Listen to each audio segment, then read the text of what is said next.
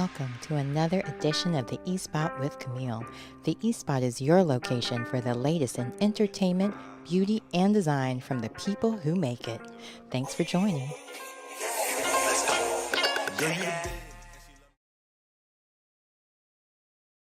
Hello. Hi, everyone. Welcome to the eSpot with Camille. I'm your host, Camille Cower, and you are tuned in for another exciting episode of the eSpot with Camille. And today is like no other day. Well, it's St. Patrick's Day, so I had to bring in the green a little bit.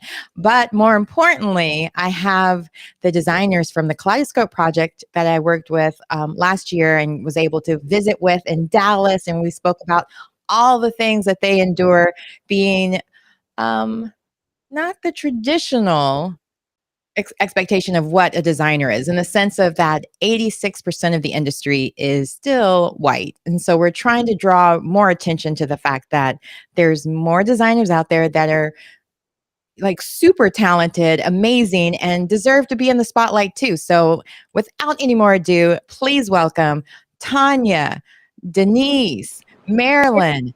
Oh, wait, I clicked on the wrong button. See, that's why I try to do things without looking. Oh, did I get everybody? No, I didn't. Hold on. 1, 2, 3. Oh, is that everybody? Because now Tanya's in your camera moved on me a little. Can we see all of your face? Oh, you guys can't hear me? I can hear you. Okay. Well, what happened to Tanya and Denise? They can't hear me. Oh, I can see you. Can you hear me, Denise? I mean, Tanya?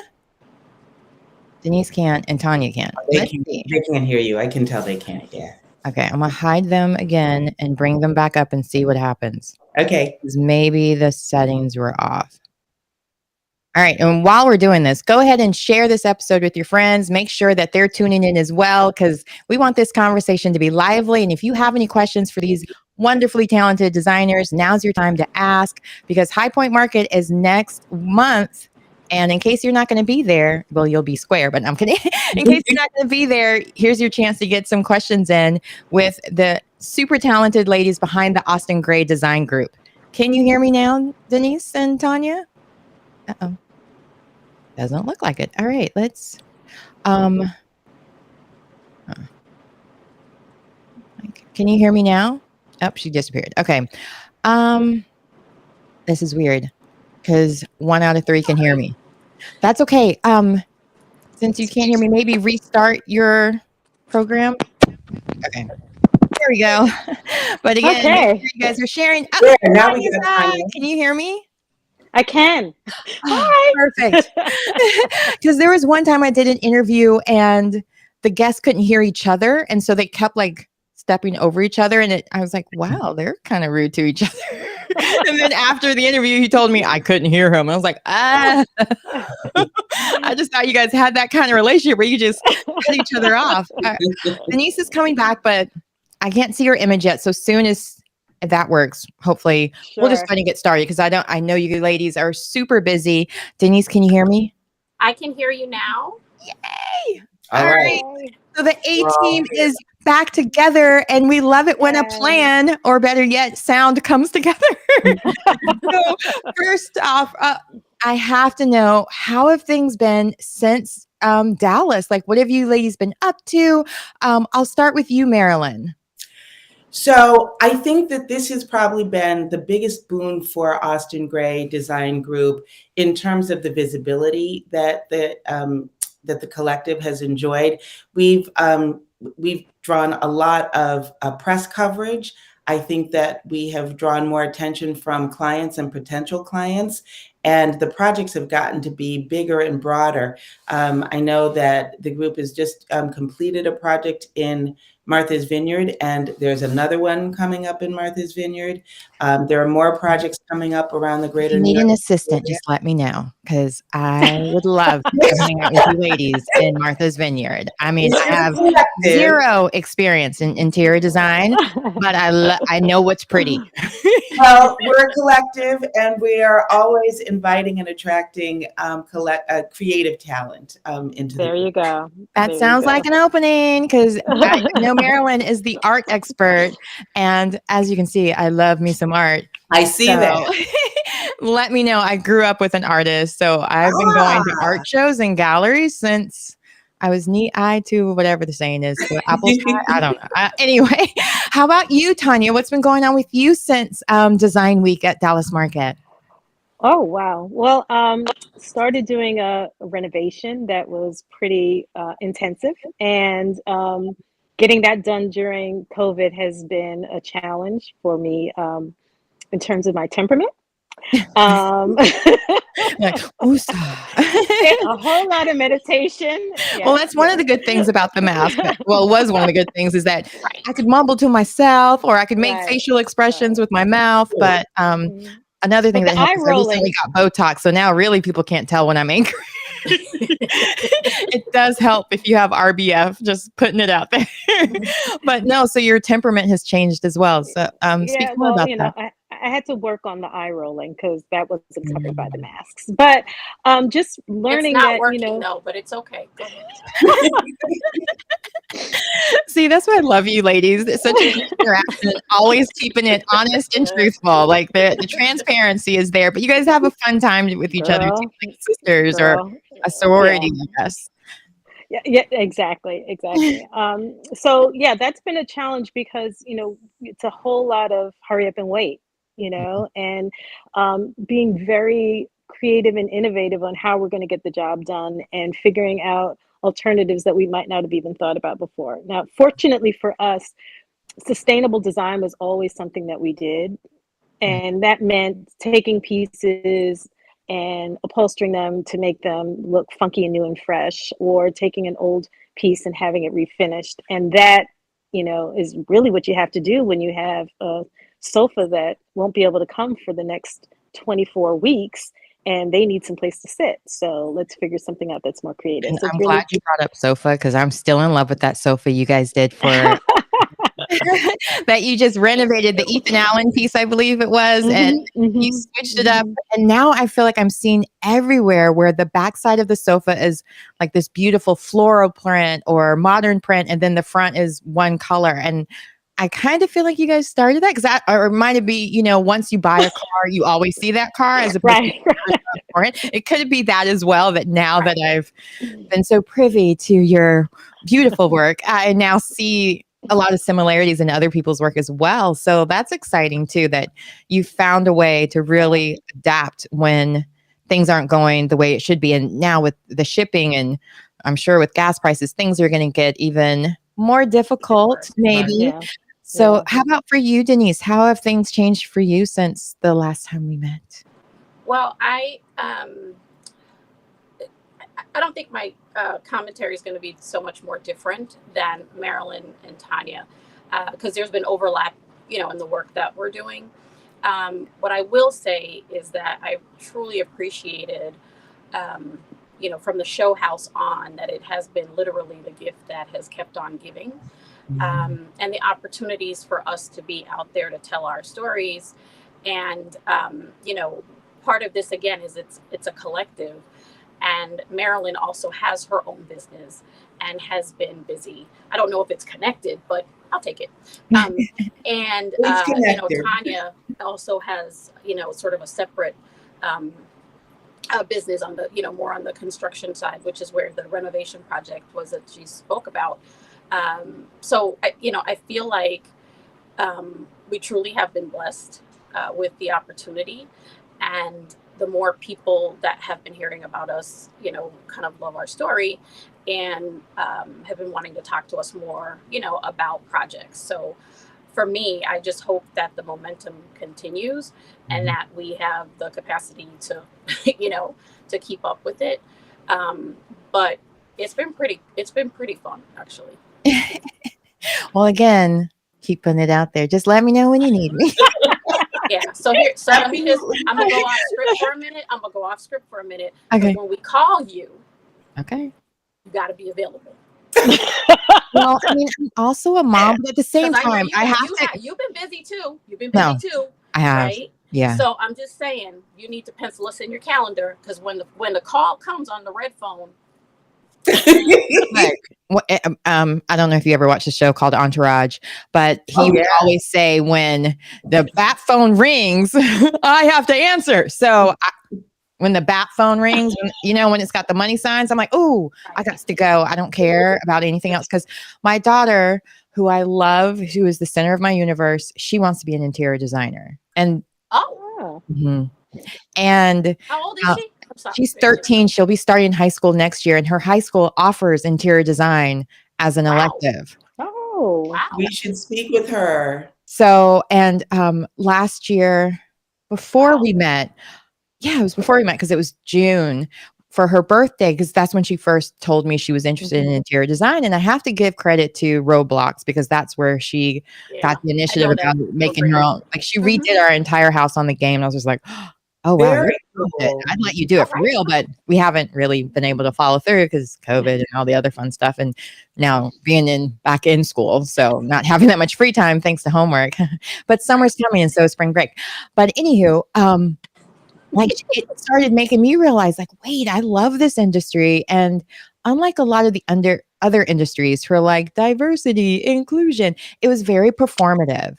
And I noticed with Dallas market particular, I don't know about the other markets because I haven't been there and I haven't really seen it from my perspective, where they're doing the same thing, where they're actually putting in the steps, they're actually centering people that they're saying need to be centered because they've been marginalized for so long.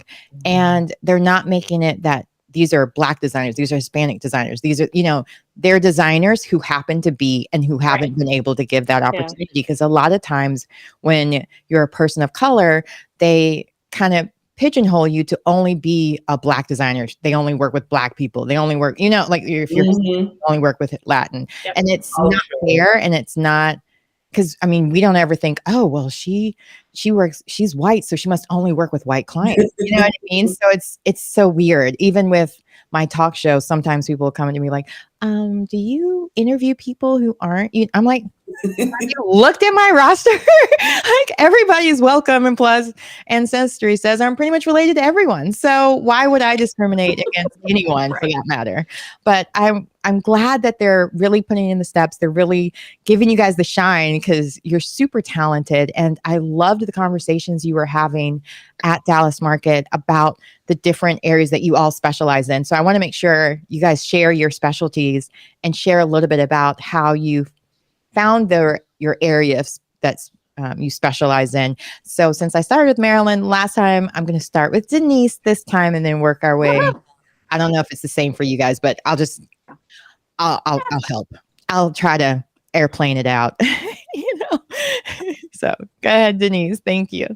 So I have a corporate background and started doing this work back in 2007, kind of part-time, and then left my corporate job in 2013 and fell into it. My core, or my starting point, was in home organizing, but have always kind of liked the decorating and design piece.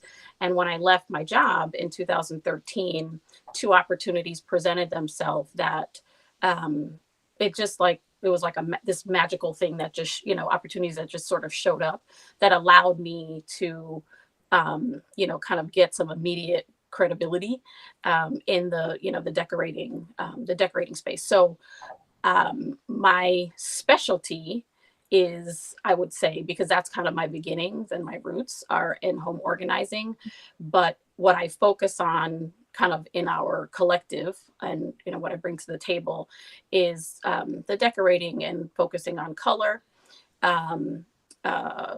mostly, like, because that's kind of like my thing, is what the two of them say. It's a superpower for sure. And finding things, like, I'm really good at sourcing, so and sort of piecing together. So that's kind of what I bring specifically, other than my personality and. And I must add, it is a fun personality. I see myself in you so many times. Well, all of you really, you guys are all so fun. Like, everybody, genuinely. I think like interior designers must be the most fun industry there is, because everyone seems to be so genuinely nice and helpful, and it doesn't seem very competitive either. Like, it's genuinely helping collective in that sense. So how about with you, Tanya? What would you say is your specialty that you really shine in? Sure. Well, just to explain how I got into this industry, I actually convinced my parents to let me major in interior design for undergrad, which you don't hear that many people are my age group that have done that. But I did go to Cornell for interior design. And so I think my specialty is more about the design part, not the decorating part. So the moving of the walls, the figuring out, where plumbing needs to be, electrical pieces need to be, lighting, that type of thing is really my lane. And also understanding the bones of a space and seeing what look we're going to go with those bones that make sense for it. So, whether it's arts and crafts or it's mission style or Victorian, helps me to sort of visualize what I see and can make happen. And that's where I end up doing more renovations and construction piece as well, because I really vibe with the contractors.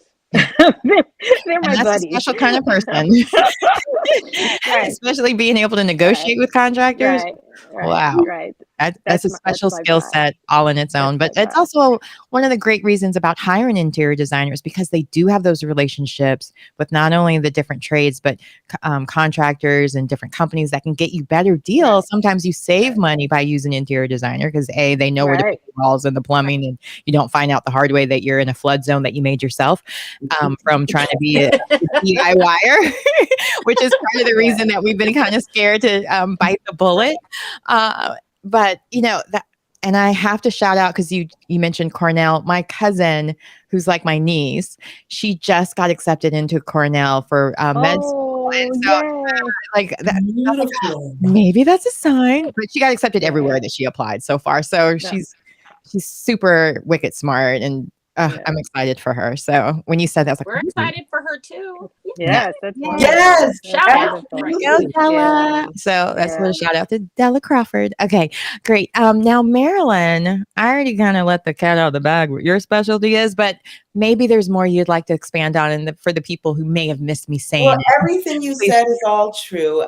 Interior design is a second career for me, as it is for many people.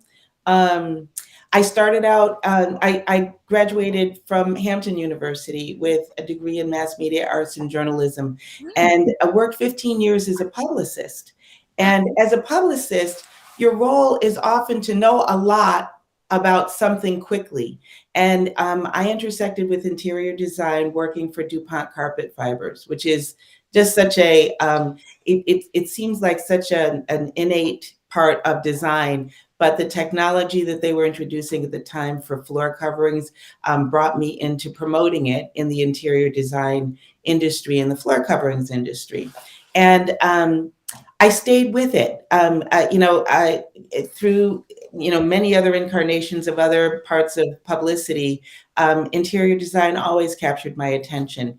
And later in my career, I decided to go back to school. I went to the Parsons School of Design in New York. I thought I was going to go into designing public spaces because that was a lot of what I knew. But then came out and really was intrigued by working on residential projects. For a short time, I had my own showroom and an art gallery. And then when the economy turned down, I turned to kitchen design. It just was, and this is a tip because right now we are heading into something of a recession.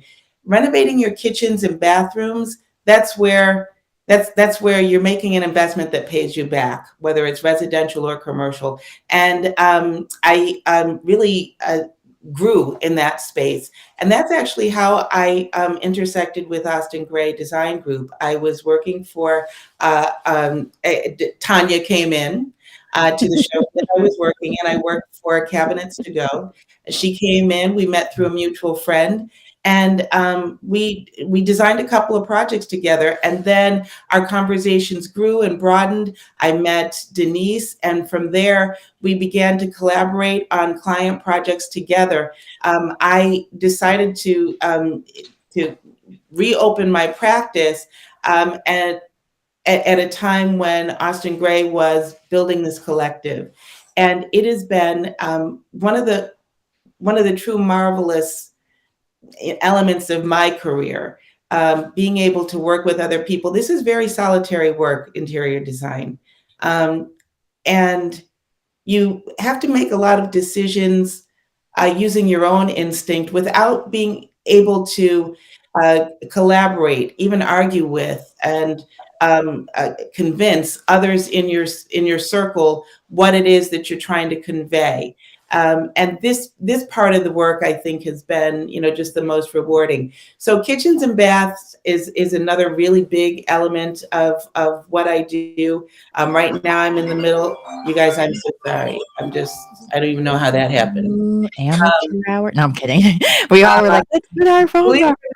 That's a potential client for whom I'm going to be doing a restaurant in Newark, New Jersey.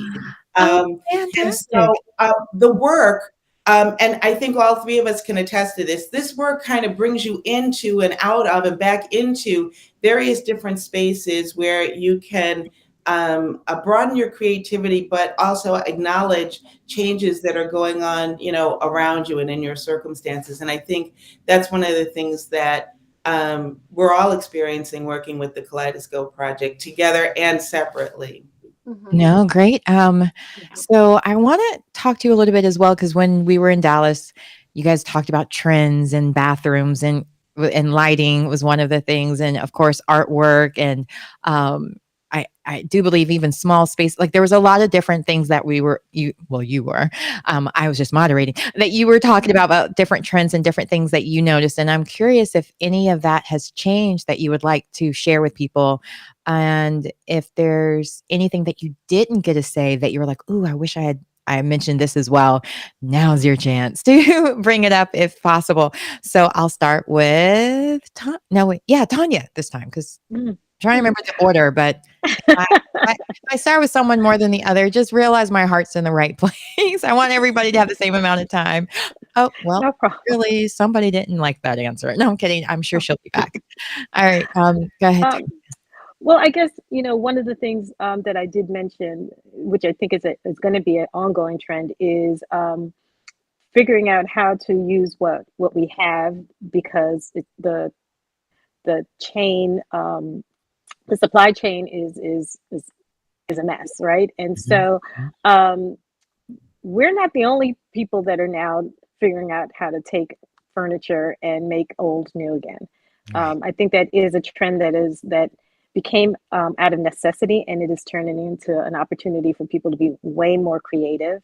The fabric is there, make it work, make it into something spectacular. And so I do think that that's one trend that you're going to see continue, is people, rather than getting rid of what they have, is figuring out how to turn what they have into something that is refreshed and brings a pop to the space. I do think that's one of the trends you're going to see, or I've seen. Okay, great. How about you, Denise? Agree. And I think the other part of it, again, with me kind of, always having to look at color in conversation. So Patty Carpenter is one of like our new auntie.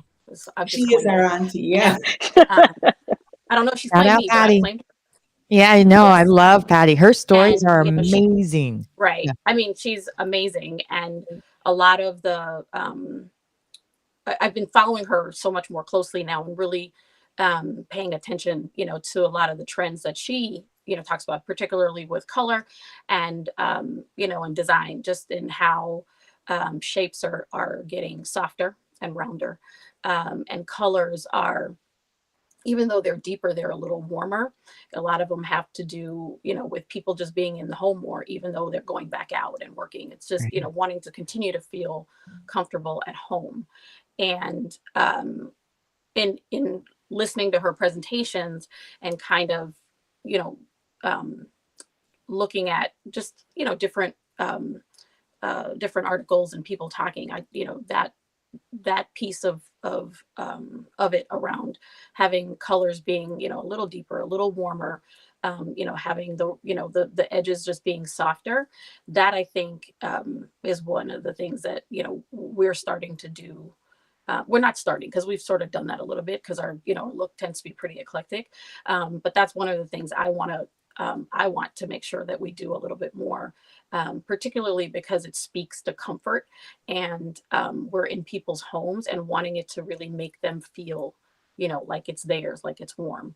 I think texture is something else as well, that speaks to the warmth and comfort, and wanting to continue to feel like you're being hugged by a warm blanket every time you come home.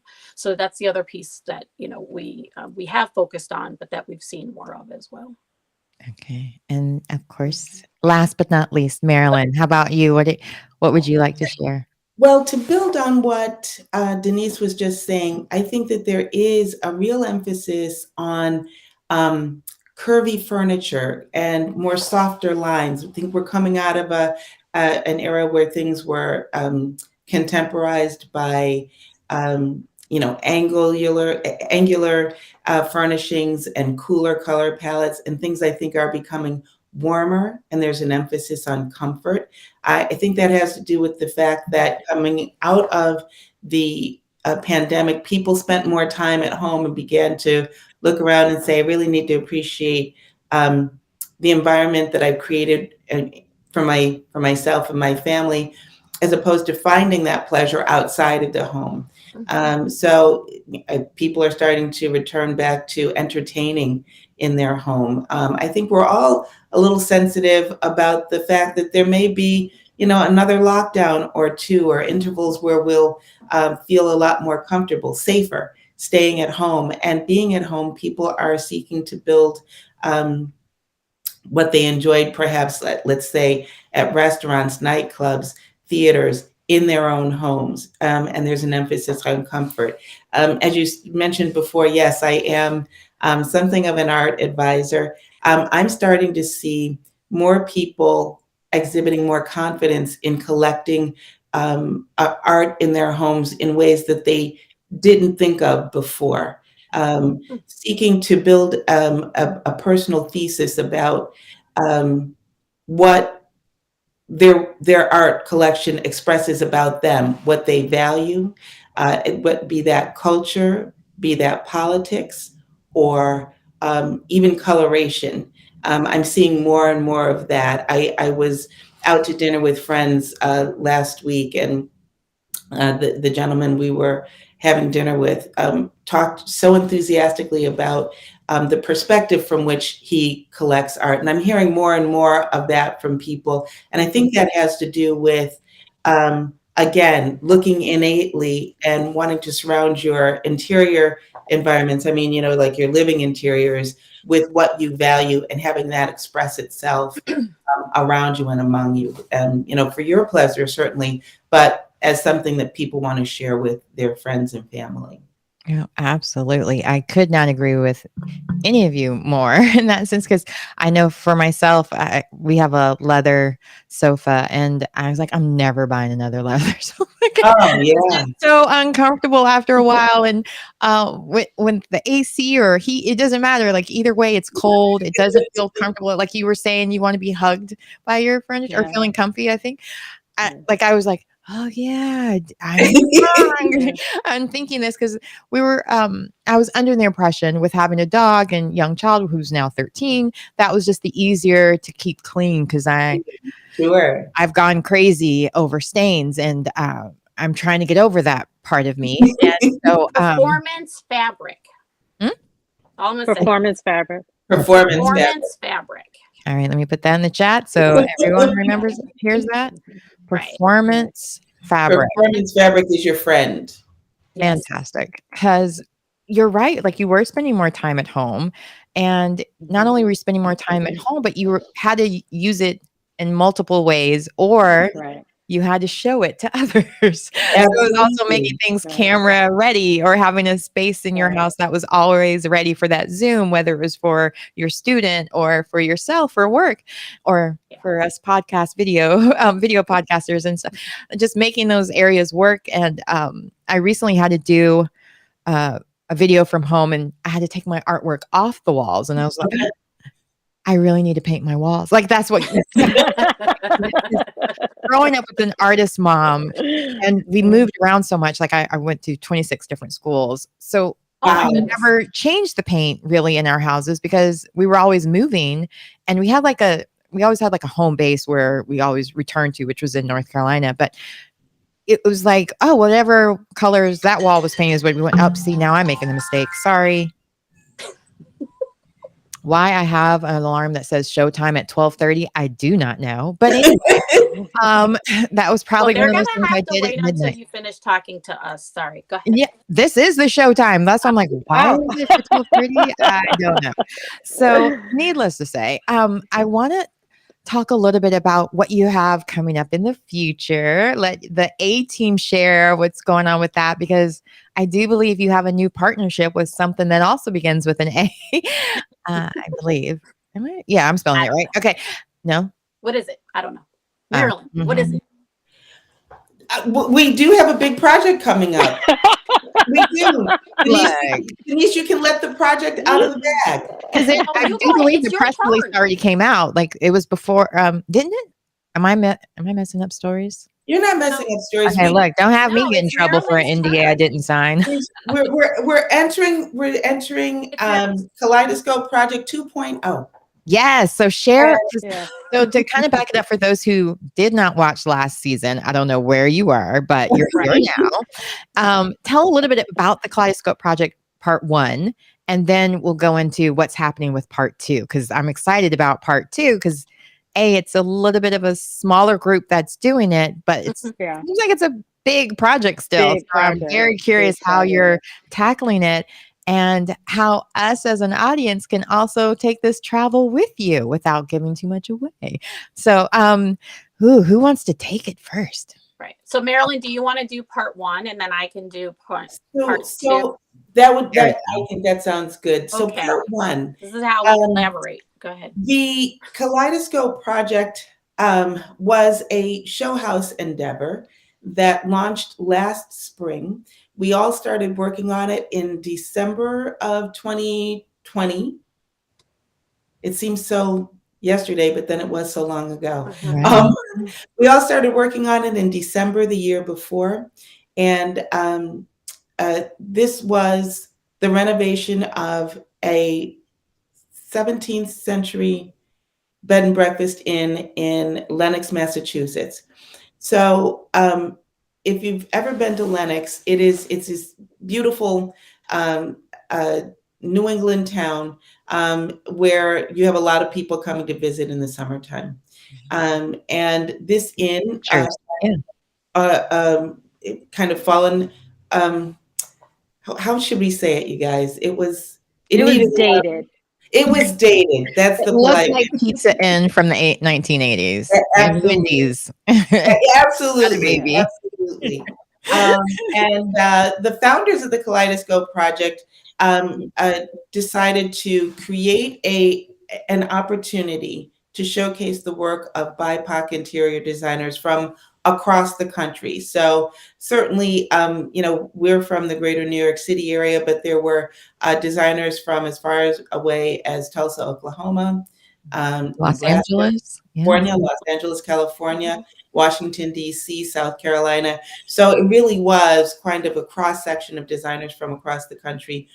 There were 22 of us altogether. Is it right, you guys, 22 or 23? It was 23 designers. 23 designers. 22 spaces. And so each of us recreated each of the guest rooms and the public spaces at this inn. And then it was opened in May as a show house for people to tour. And it was probably the first of its kind. One, because it was a country inn that had been turned into a show house. Two, because all of the designers were people of color. And three, because it remains as a real destination that tourists can visit and stay in and enjoy our designs, unlike a traditional show house where after the show is over, everything is taken back and you can only recall it in photographs. This is a living, breathing environment, well, a variety of different environments in which guests can stay. And I've heard back from some people who have stayed there, which is kind of interesting and very gratifying when you're a designer to get that kind of feedback from people about your work. I mean, I I have the pictures on my Instagram. I'm sure if you scroll down far enough, you'll find it still on their Instagram. They've been so busy since then. There's a lot of new information up there, but I mean, you guys brought the outdoors in, but in Yeah. such a beautiful, whimsical way. There was like lily pads on the ceiling. Of course, my favorite sofa, hint, hint, hint. And the blues and the greens and just the beautiful colors of it all. And so I can't wait to see what Kaleidoscope Part 2 is, because this is something we get to see the process, I do believe. So Denise, share more about Kaleidoscope Project 2.0. I will. And Tanya, jump in if there's anything that I miss. So, well, before we go on to go 2.0, I just wanted to point out that the room that we did do at the Kaleidoscope 1 was named after the late great Cicely Tyson, and she was really the inspiration for what you saw there. Yes, it was that Cicely Tyson. I'm like, yes. It stares at me and just reminds me, have you read me yet? I'm working on it, Cicely. I promise. Oh, sorry. I guess that's my weekend read, since that was another sign. It's really good. There's my lucky charm too. Sorry. And that was the that book was the inspiration for us to yes. So please. Now I'm gonna look I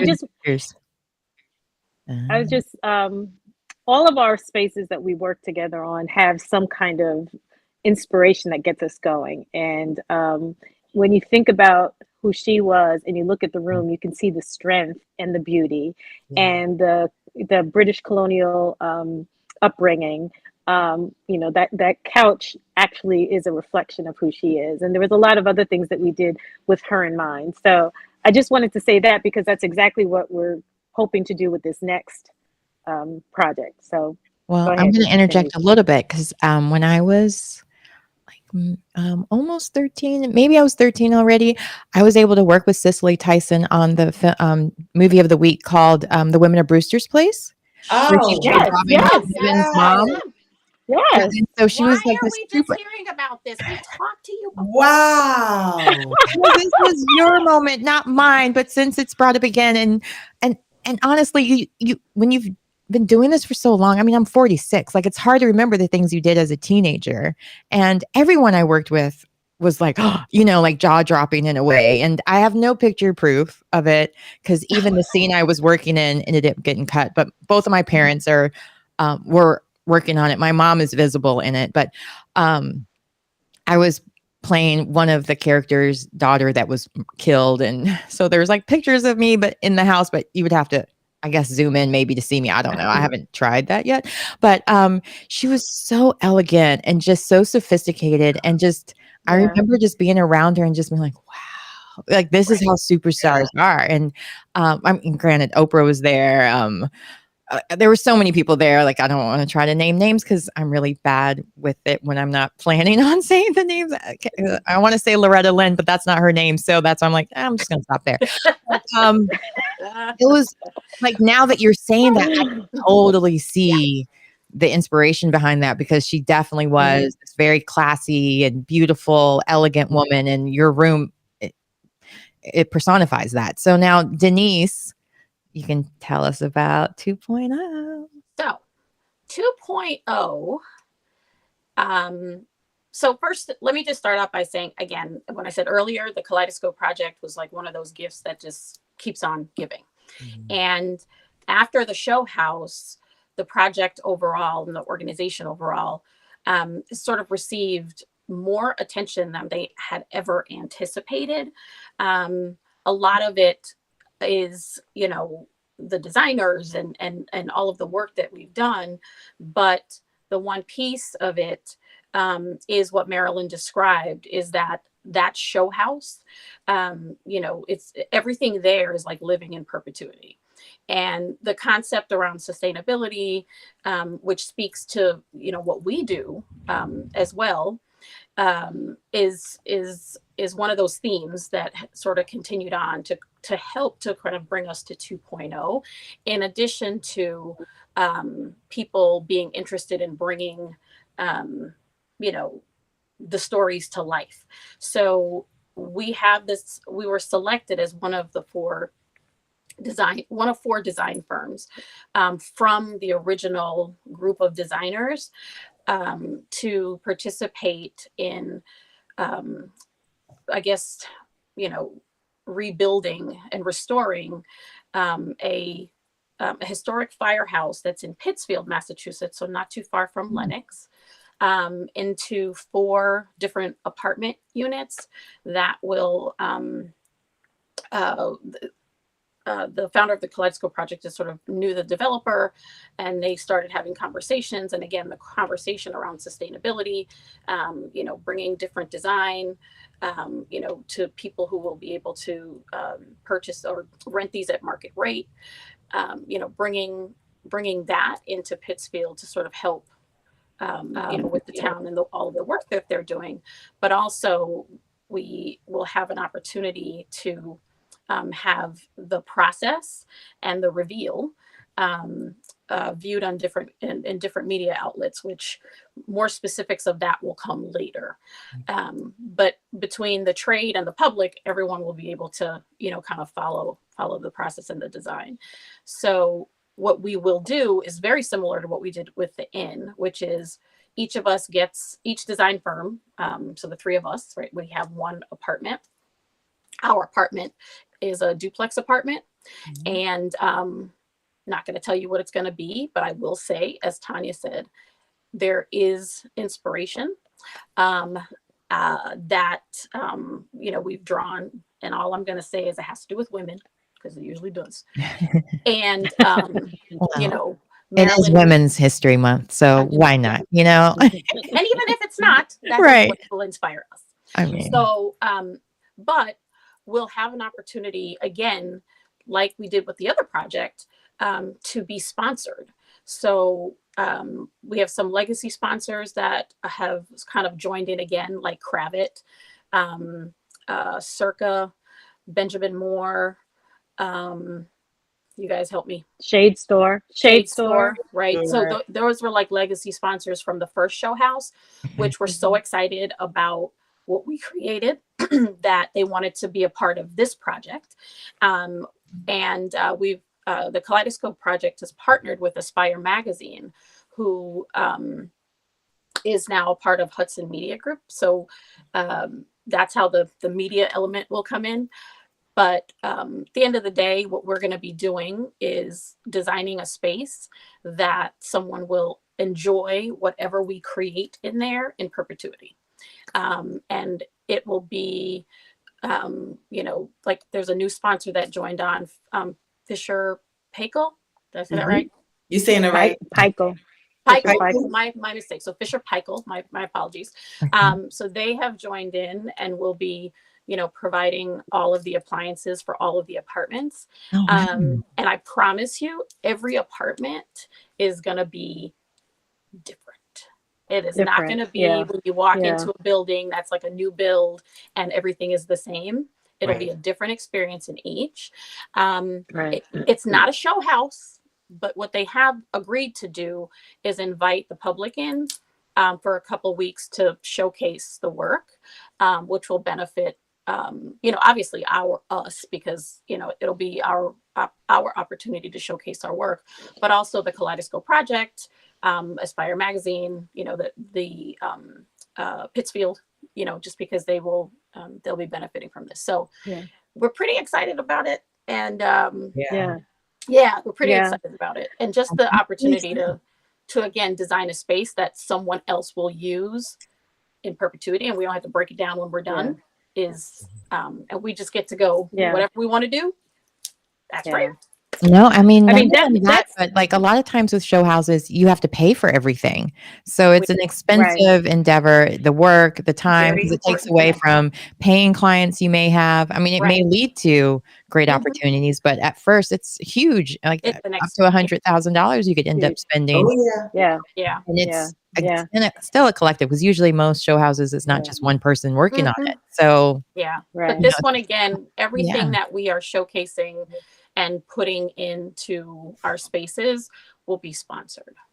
Sponsored. fantastic. Yeah. And that's the part, like, again, it's not performative. They're really putting their Mhm. products where their money is. Yeah. No, Yeah. they Just putting up absolutely the black are. squares or Yeah. whatever. They're doing things about it. And that's what I love about the design community and the different companies you're working with, because I wanted to make Mhm. sure I wrote them all down. I didn't get the last one because I was too busy trying to spell out the other ones. So I got Cravat, Shade Store. Oop, I wrote Shade Store, but you get what I mean. Yeah, the shades are Benjamin Moore, Aspire Magazine. right. And then the last one, I was It like, was you're going Fisher Paykel. to. Okay. We probably should put Pikel. it in the chat, or we can send it to you so you can make sure it's. Yeah, I I'm think like, it's Paykel. Is that right? Yes. I think that's right. Yeah. I'll Google real quick just to make sure I don't put it Yeah, in please wrong in do, case 'cause other I don't people want want to to mess it find up. out about it. Because now I'm like, I Yeah, can I don't want to use. mess that up. Yeah, no, it's totally fine because that's the joy of live, right? Their appliance The way they connection. happen. They Their make appliance just the collection. most beautiful appliances. Yeah. Oh my God. Yeah. Cutting edge technology, Mm. Yeah. beautiful finishes, and a variety of finishes, and also a lot of variety in terms of the delivery of how how the appliances work. Tanya visited the showroom Yeah. earlier this week, correct? Yes. Yeah. And I was able to go, and they were so excited about this partnership, and they were like, "Have at it, whatever you want." I was like, "Ooh!" They don't It's even like a kid in a candy understand store. what that means for They have us. no for idea. us For designers, us, when Tanya was like, he Like, said we could have whatever we want, I was like, oh snap, we on. Like, I mean, the exciting thing about this is this is a firehouse that was built in like 1906, and it's correct? completely Yeah. gutted, right? So yeah. you have high ceilings, like 11-foot ceilings, and just 17 feet wide. And we're from Brooklyn, so when we get an apartment, we don't get apartments to work on that are Get a 17 feet closet. wide and 11 feet high. Yeah, exactly. And it's a duplex. I lived in Kidding me? You're Manhattan. like, Yeah. So let me it's mention this been because really I did exciting. forget to mention this as a part of 2.0. One of the other things that's been very deliberate about this project is us creating I don't even know what to really call it, but creating sort of this list and collection of artists. Mhm. So Right. we are, there's a smaller committee. There's one artist that we met at in 1.0 who has now connected into 2.0, and she's amazing, and is working with one of the other designers that are on the project and this committee to basically build a library or collective of different artists and artisans that we will have an opportunity hopefully to work with on this project, but that that sort of inventory or list of names or collection, whatever. Marilyn will probably have a better name for it, but basically that will be kind of our library, right, of places to go to reach out to artists that we can use for all of our projects, right? So my understanding is that it's been challenging sometimes for many artists, whether they're new or sort of emerging, wanting to better understand how to connect with designers. And there's some of our designers that are on the project or other ones who participated in the show house that have very robust relationships already.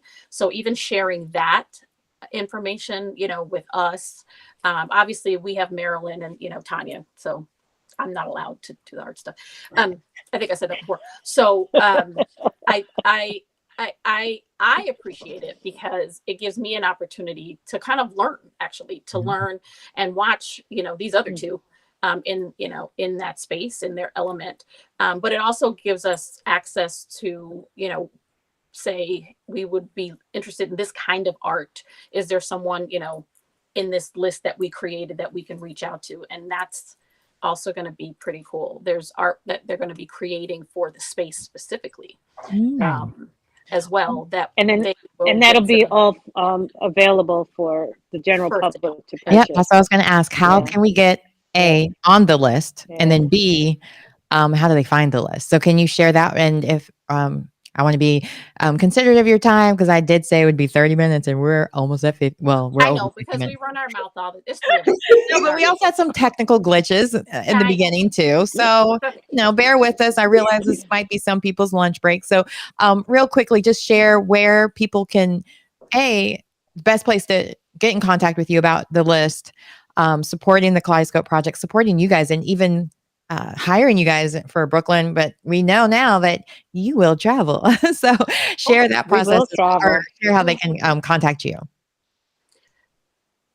Anybody? Tanya, Anybody? I'll let Tanya do it. Okay, sure. So to get the information for the artists, there's an email, hello@kaleidoscopeproject.com. Okay. Or you can go on the Kaleidoscope Project's website. Okay. Kaleidoscope, I cannot spell without help. So I'm like, hello, because there will be so many squiggly lines if I try to do that. So there's oops, We that's can not send it to you. We'll send it. there's the Kaleidoscope Project. Just put hello at Right. Kaleidoscope. At. There you go. Yeah. Right. And then in terms of getting in touch with us, probably the easiest thing is to find us on Instagram, which is at Austin Gray Design Group, and DM us, and you know, we check it all the time and we can connect with you. You know, we have a project we are wrapping up in Oakland, California. We have a project that we're hopefully starting in the Hamptons. We have projects in Massachusetts. No matter where you are, it's not too far. Yeah. All right. We like road trips, by the way. Yeah. We like road trips. I'm sure. I mean, being able to escape the cold every once in a while is probably fun, even though they keep sending you guys up to Boston. I'm not Boston, Massachusetts. And I'm sure it's time. It is cold there. I mean, granted, not like you want to be in the sweaty hot humidity of North Carolina in the middle of August, but needless to say, I'm sure there's some great projects that can work with you, and you perfected working virtually during the Kaleidoscope Project as well. Yes. There was a lot of that going on. I remember just check out the previous episode, the previous interview with them to find out more about that process, because we did talk about that last time. So thanks, ladies, again for being my guest again. Will you be at High Point? If there's anything you want to plug as far as High Point talks you're doing, now's the time. Then I'll let you go enjoy the rest of your Thursday. Marilyn and Tanya are going to be at High Point without me, but that's okay. We're going to miss her. Pull down the fort. That's okay. Yeah. Neither of us are speaking, you know but they're going to be the grown-ups in the room at High Point, and they're going to be great. Okay. Please look out for them there. Fantastic. Yeah. All right. Hopefully see you. We'll see. I'm working on some stuff. We'll see if I'll be able to make it, because I got booked for something, and because I was going to be there, but then I got a paying gig. So I was like, oh, sorry. Well. And this is what I'm talking about. This is exactly what I'm talking about. When we call you, come to Martha's Vineyard, right? In October. You got to grab a bag and go. I'm ready. Either that, or you need to send your daughter. Either way, look, I only require flights and lodging. Yeah, you okay. We can talk about that offline. But if you roll with us, you just got to roll with us. Okay. Well, figure it out. You know, I'm just saying, because people keep wanting to pay me in exposure. I'm like, my mortgage does not get paid in exposure. So thanks. Right. Not you. I'm just saying in general. I'm like, we will write you into the budget. But if you don't pick up the phone. Oh, I will. Like, even if I'm mid-interview, I'll be like, oh, sorry, it's the Austin, it's the A team. I gotta go. Like, I'm out. What did you say? Just saying. And look, I don't even require getting shots to get on a plane. I love flying. So Just come on and go. Send your daughter. count me. Oh, well, I'll pay for her to come with me because she would love it. So thank you so much again, ladies. Absolutely. Thank you, Camille. Love catching up with you, Thank and you I so cannot much wait to again. see you again Same soon. here. If not this spring market, maybe fall, or maybe Michael will have us come back down to Dallas again in the fall. That would be so much Yeah. fun. That'd be We'll fun. see. Yeah. Put that bug out there. Well, again, have a great rest of your day, and thanks You for too. sharing it with Thank me today. Thank you, Camille. Everyone that's watching, thanks again for tuning in. Make sure you follow these ladies. Wait, I don't know. Follow these ladies over here and keep up with them. Keep up with the Kaleidoscope Project. And I will see you I will see you tomorrow. I'm talking to the maker behind Butter Me Up Goods. Tasha Baker, she started this skincare line about 11 years ago. It's for people with sensitive skin like myself. I started getting hives in January. There's always something with me, yeah. right? And a lot of things that I could use, I couldn't use anymore. And this product right here, it's even scented and I can use it. So I'm just super excited about talking with her tomorrow. And I was an esthetician in my previous life and a spa director. So I really am You're like a snob Marilyn. You're like about Marilyn. skincare. What? You're like Marilyn. Marilyn's had like a 1,000 jobs. 1,000 jobs. Well, I will say I kind of stay within the same lane because the reason I got into interior design and furniture is because I was modeling at High Point a lot in Winston-Salem, and that's how I got into that. But the reason I got into that is because I was acting, and it was just like, all right, my dyslexia Again, is you're too like obvious. Let me find Marilyn. something else. Yeah, You're like Marilyn. It's okay. Are you ADHD? Like I don't know my limitations. I am, and 3 of my kids. Oh yeah. See, there we go. And I'm dyslexic, so it's like my brain is constantly seeing things I can be doing, and my ADHD doesn't stop me. So it's like a superpower. Energetic. It is a superpower. Yeah. It is. I definitely think so. So again, make sure you follow these ladies on Instagram, slide into their DMs if you want to be included in their art list or need to hire them because they do travel. And if they travel somewhere nice and pretty, I will be there too. All right. If it's near a beach, count me in. Mama needs a vacation. Okay. All right. Well, again, thank you ladies so much for joining us. Thank you for having us. My dyslexia and my ADHD joining us. Thanks for joining me in this one woman band. And I appreciate you and can't wait to see you guys again. And thanks everyone for watching. Make sure you share this with your friends or colleagues or anyone that would gain a lot of knowledge from listening to these ladies and get inspired to maybe hire that interior designer to change their home to a nice, comfy, lovey place. All right. Tune in again next week and tomorrow for Fresh Face Friday instead of Filmmakers Friday. And I will see you then. Thanks again. You're welcome. Take care.